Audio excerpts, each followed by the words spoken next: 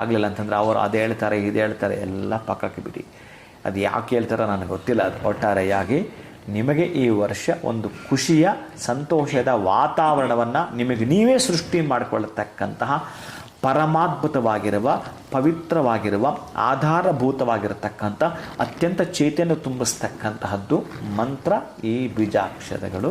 ಪ್ರೀತಿಯ ಬಂಧುಗಳೇ, ಇದೀಗ ಮೇಷರಾಶಿಯ ಅಗ್ನಿತತ್ವದ ಬೀಜಾಕ್ಷರ ನಿಮಗೆ ಚಾರ್ಟ್ ಕೊಟ್ಟಿದ್ದೀನಲ್ವ, ಹೇಳ್ಕೊಂಡು ಬನ್ನಿ.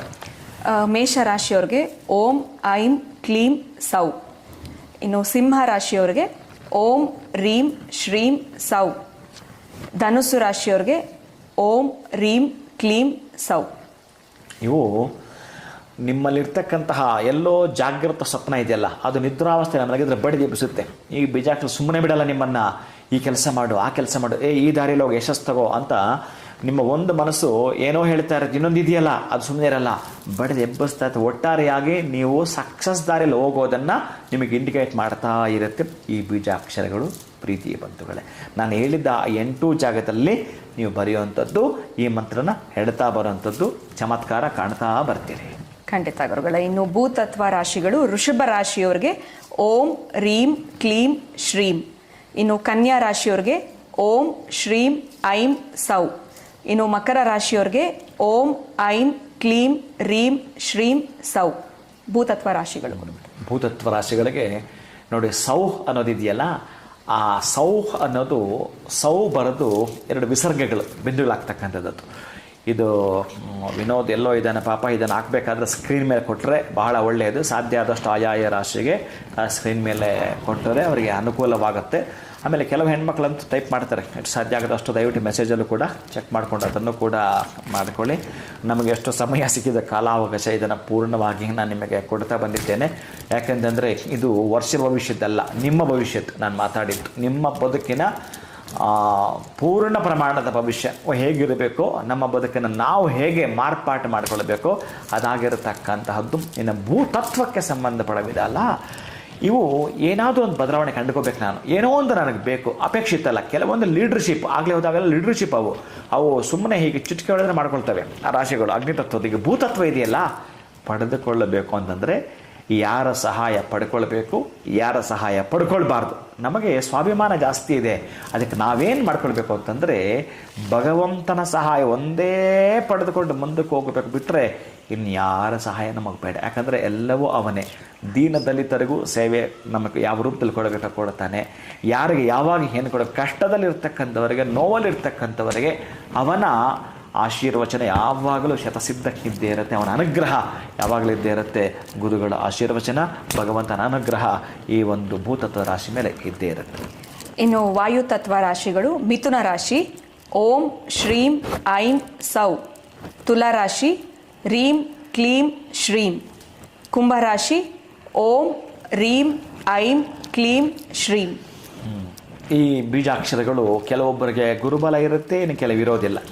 ಅದಕ್ಕಾಗಿ ಅಂಥವರಿಗೆ ಎಲ್ಲ ರಾಶಿಗಳಲ್ಲೂ ಕೂಡ ಒಟ್ಟಾರೆಯಾಗಿ ಅಭಿವೃದ್ಧಿಯನ್ನು ಕಾಣಬೇಕು ಅಂತಂದರೆ, ಒಂದು ಅನುಗ್ರಹವನ್ನು ಪಡೆದುಕೊಳ್ಬೇಕು ಅಂತಂದರೆ ನೀವು ಎಷ್ಟು ಹೆಚ್ಚಿಗೆ ಹೇಳ್ತಿರ್ತೀರೋ ಅಂತಹದ್ದನ್ನೇ ಪಡೆದುಕೊಳ್ತೀರಿ.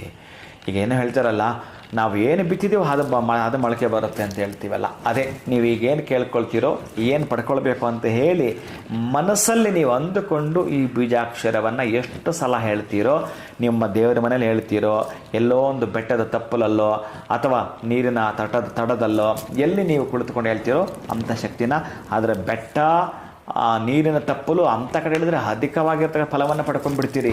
ಇಲ್ಲಾಂದ್ರೆ ಯಾತ್ರಾ ಸ್ಥಳ, ಪುಣ್ಯ ಸ್ಥಳ ಅಂಥದ್ದಲ್ಲಿ ಮಾಡಿದಾಗ ಮಾತ್ರ ಅತ್ಯಂತ ವಿಶೇಷವಾದ ಪ್ರಗತಿಯತ್ತ ತಾವು ಹೆಜ್ಜೆ ಆಗ್ತೀರಿ. ಖಂಡಿತ ಗುರುಗಳ. ಇನ್ನು ಜಲತತ್ವ ರಾಶಿಗಳು ಕರ್ಕಾಟಕ ರಾಶಿ ಓಂ ಐಂ ಕ್ಲೀಂ ಶ್ರೀಂ. ವೃಶ್ಚಿಕ ರಾಶಿ ಓಂ ಐಂ ಕ್ಲೀಂ ಸೌ. ಮೀನರಾಶಿ ಓಂ ರೀಂ ಕ್ಲೀಂ ಸೌ. ಇನ್ನು ಈ ಜಲತತ್ವಕ್ಕೆ ಸಂಬಂಧಪಡ್ತಕ್ಕಂಥವರು ಯಾರಾದರೂ ಒಬ್ಬರು ಸಹಾಯ ಕೋರ್ತಿರ್ತೀರಿ. ಯಥೇಚ್ಛವಾಗಿ ನಮಗೆ ಇಂಥದ್ದೊಂದು ಸಹಾಯ ಸಿಕ್ಕಿಬಿಟ್ರೆ, ಬಹುಶಃ ನಮಗೆ ಇಂಥ ಮಾತು ಕೇಳಿಬಿಟ್ರೆ, ಇಂಥವ್ರು ನಮಗೆ ಅನುಗ್ರಹ ಮಾಡಿಬಿಟ್ರೆ, ನಾನು ಇಂಥ ಜಾಗದಲ್ಲಿ ಇದ್ದುಬಿಟ್ರೆ ಈ ಪ್ಲ್ಯಾನೆಲ್ಲ ಮಾಡ್ತಿರ್ತೀನಿ ಈ ತತ್ವದವರು.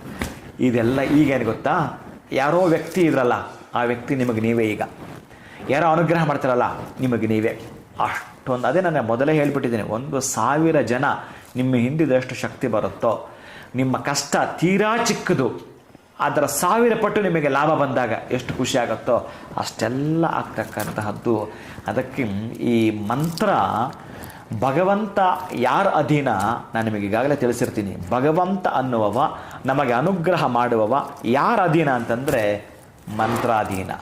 ಮಂತ್ರ ಯಾರ ಅಧೀನ ಅಂತಂದರೆ ಯಾವಾತನ ಸಿದ್ಧಿ ಮಾಡ್ಕೊಂಡಿರ್ತಾನೋ ಅವನ ಅಧೀನ. ಈಗ ಹೇಳಿ, ಭಗವಂತ ನಿಮಗೆ ಹೋಲಿಸ್ಕೊಳ್ಳೋಕ್ಕೆ ಎಷ್ಟು ಸುಲಭದ ದಾರಿ, ಎಷ್ಟು ಮಾರ್ಗ ಇದೆ ಅಂತ. ಅದಕ್ಕಾಗಿ ಶುಚಿತ್ವದಿಂದ, ಸ್ವಚ್ಛ ಮನಸ್ಸಿನಿಂದ, ಅಂದರೆ ನಿಮ್ಮ ಒಂದು ಈ ದೇಹವನ್ನೇ ಒಂದು ಮಂಟಪ ಮಾಡಿಕೊಡಿ.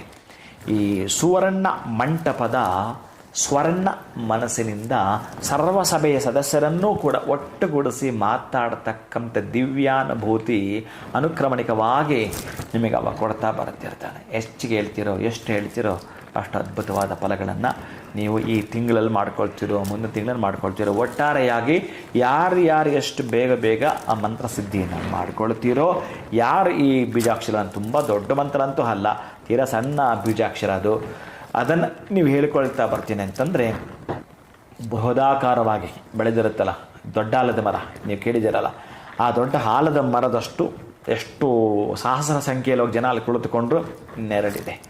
ಎಷ್ಟು ಸಹಸ್ರ ಜಾತಿಯ ಪಕ್ಷಿಗಳು ಬಂದರೂ ಆ ಮರದಲ್ಲಿ ಜಾಗವಿದೆ. ಎಷ್ಟು ಸಹಸ್ರ ದೇವತೆಗಳು ಬಂದರೂ ಕೆಲವು ಮುಹೂರ್ತಗಳಲ್ಲಿ ಅಲ್ಲಿ ಜಾಗವಿದೆ. ಹಾಗೆ ಬೃಹದಾಕಾರವಾಗಿ ಬೆಟ್ಟದೆತ್ತರಕ್ಕೆ ಬೆಳೆದು ನಿಂತಿರ್ತಕ್ಕಂಥ ಆ ಆಲದ ಮರ ಎಷ್ಟು ಕೆಳಗಡೆ ಇನ್ನು ಬೇರುಗಳು ಆಳವಾಗಿ, ಅದಕ್ಕೆ ಬೇರೆಲ್ಲಿದೆ ಗೊತ್ತೇ ಆಗ್ತಾ ಇಲ್ವಂತೆ. ಯಾಕಂದರೆ ಅದರದ ಮಜಲುಗಳು ಅಕ್ಕಪಕ್ಕ ಇರ್ತಕ್ಕಂಥ ಎಲ್ಲವೂ ಕೂಡ ಏನಿದೆಯೋ ಅದರ ಟೊಂಗೆಗಳು ಬೇರುಗಳಾಗಿರೋದ್ರಿಂದ ಎಲ್ಲಿದೆ ಅದರ ಬುಡ ಕಂಡಿಡಿಕೆ ಆಗಲ್ಲ. ಎಲ್ಲಿ ಬಂತು ಇವನಿಗೆ ಶಕ್ತಿ ಅಂತ ನಿಮ್ಮ ಅಕ್ಕಪಕ್ಕದವ್ರು ಅಂದ್ಕೊಳ್ತಾನೆ ಇರಬೇಕಷ್ಟೇ. ಹೇಗೆ ಜಯಿಸಿಬಿಟ್ಟ ಈ ಮನುಷ್ಯ ಇಷ್ಟು ಕಷ್ಟದಿದ್ದಂತ ಅವ್ರಿಗೆ ಅಂತಿರಬೇಕಷ್ಟೇ.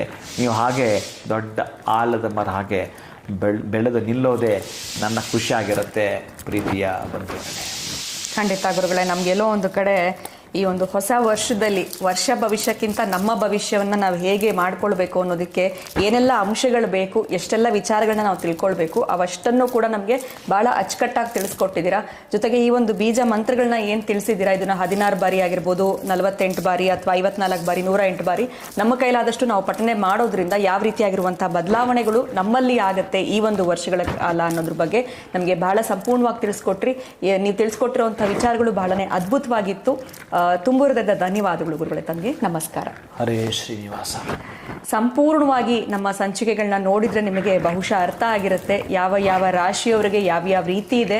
ವರ್ಷ ಭವಿಷ್ಯ ಅಲ್ಲ, ಈ ಒಂದು ವರ್ಷ ಏನಾಗುತ್ತೆ, ಈ ವರ್ಷ ಹೇಗಿರುತ್ತೆ ಒಟ್ಟಾರೆ ಅನ್ನೋದ್ರ ಬಗ್ಗೆ ನಮಗೆ ಸಂಪೂರ್ಣವಾಗಿ ಗುರುಗಳು ತಿಳಿಸ್ಕೊಟ್ರು. ಒಂದು ಚಾಟ್ನ ಪ್ರಿಪೇರ್ ಮಾಡೋದಕ್ಕೂ ಕೂಡ ಹೇಳ್ಕೊಟ್ಟಿದ್ದಾರೆ.